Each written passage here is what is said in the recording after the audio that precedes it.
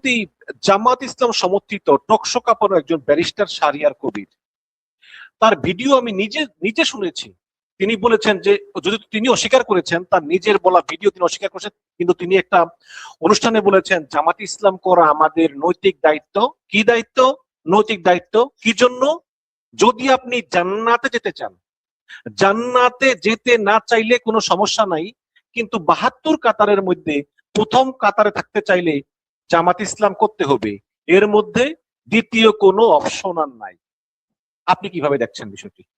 আসলে আমরা আইন বিশ্লেষক, রাজনৈতিক বিশ্লেষক এবং বাংলাদেশ সিকিউরিটি নিয়ে আমরা যারা কথা বলি, কাজ করার চেষ্টা করি, আমি বলবো এগুলো একটা রাজনৈতিক বক্তব্য।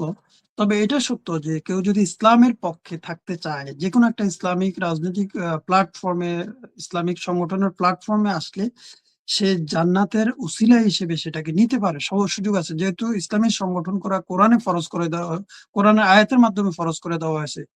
সেখানে আপনি তো জানেন, সেখানে স্পষ্টত আয়াতে আছে, উদউ ইলা সাবিলি রাব্বিকা বিল হিকমা, আপনি ইসলামের পথে হিকমতের সাহায্যে, ইসলামের দিকে মানুষকে কৌশলের সাহায্যে আহ্বান করেন। এরপরে আবার অন্য আয়াতে বলা হয়েছে তোমরা দল গঠন করো, দল গঠন করো। এই যে দল গঠন করার নির্দেশ দেওয়া হয়েছে কোরআন আরেকটা আয়াতে বলা হয়েছে। এর মাধ্যমে আপনি কি নামে করবেন, যে কোনো নামে ইসলামিক যে কোনো নামে আপনি সংগঠন কায়েম করতে পারেন। একটা সমাজে, একটা রাষ্ট্রে ইসলাম প্রচারের জন্য, ইসলাম প্রসারের জন্য, ইসলাম প্রতিষ্ঠার জন্য, সেটা সেটার এখতিয়ার ইসলাম আপনাকে, সেটার ফরজ করে দেওয়া হয়েছে আল্লাহর পক্ষ থেকে যে আপনি ইসলামী সংগঠন করবেন। এখন উনি বলতে চেয়েছেন যে নির্দিষ্ট একটা রাজনৈতিক দলের নাম বলে, হ্যাঁ, যে নির্দিষ্ট যে কোনো ইসলামী রাজনৈতিক দল বা ইসলামিক প্ল্যাটফর্মের মাধ্যমে যদি কোনো মুসলিম সম্পৃক্ত হয়, সেই প্ল্যাটফর্ম মাধ্যমে ইসলাম প্রতিষ্ঠা করার চেষ্টা করে, আল্লাহ হয়তো তাকে এটার উসিলা জান্নাত দেবে, যেহেতু এটার নির্দেশনাটা সরাসরি আল্লাহর পক্ষ থেকে দেওয়া হয়েছে। তাহলে এখন বাংলাদেশ তাহলে প্রেক্ষাপটে হয়তো আমরা ধরে নিতে পারি যে বিএনপিতে ভোট দিলে জান্নাতে যাওয়ার কোনো সম্ভাবনা নাই। আমি এক্ষেত্রে প্রশ্নটা আপনার দিকে ছুটতে চাই। ইসলামপন্থী দলগুলো সরাসরি কোরআনের কথা বলবে, কোরআনের রাজ কায়েম করার চেষ্টা করবে, কোরআনী সমাজ প্রতিষ্ঠা করার চেষ্টা করবে, কোরআনী হুকুমাত, কোরআনী বিধিবিধান পালন করার এবং করানোর চেষ্টা করবে। এটা তাদের এজেন্ডায় থাকে, এটা তাদের মৌলিক এজেন্ডা।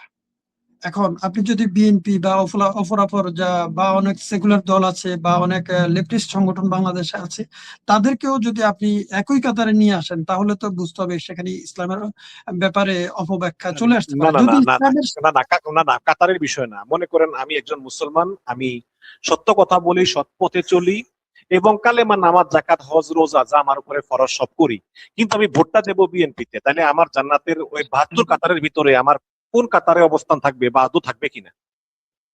ইসলামের যে ভোট দেওয়ার জন্য নির্দিষ্ট বিধান আছে, ওই ব্যাপারেও কোরআনের আয়াত রয়েছে, যে সেখানে আমি যতটুকু আমার মনে পড়ে তার অর্থটা এরকম যে তোমরা উপযুক্ত পাত্রে তোমাদের আমানত অর্পণ করো, সমর্পণ করো।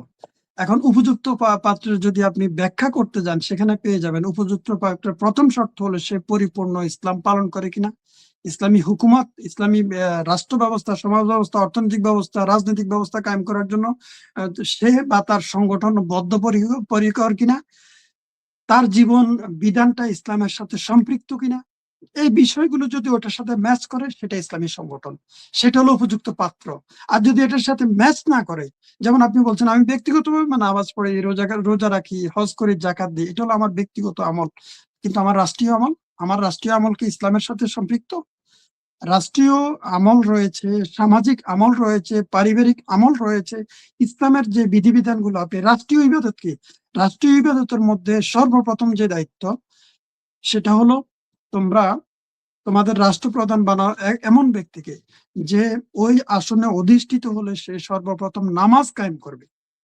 দ্বিতীয়ত সে সেখানে তা'মুরুনা বিল মা'রুফ ওয়া নাহয়ুনা আনিল মুনকার, মানে সেখানে সে ভালো কাজের আদেশ দেবে এবং অসৎ কাজ থেকে মানুষকে ফিরিয়ে রাখবে।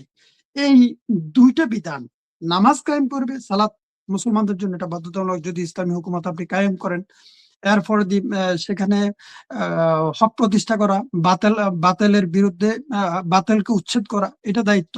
এখন আপনি নিজেই ম্যাচ করে নেন সেই বিধিবিধানগুলো সে তাদের রাষ্ট্রীয় বিধিবিধানে আছে কিনা, বা রাষ্ট্রীয় পলিসিতে তাদের ওই সকল সংগঠনগুলোর আছে কিনা, এটা আপনি নিজেই উত্তর পেয়ে যাবেন আশা করি।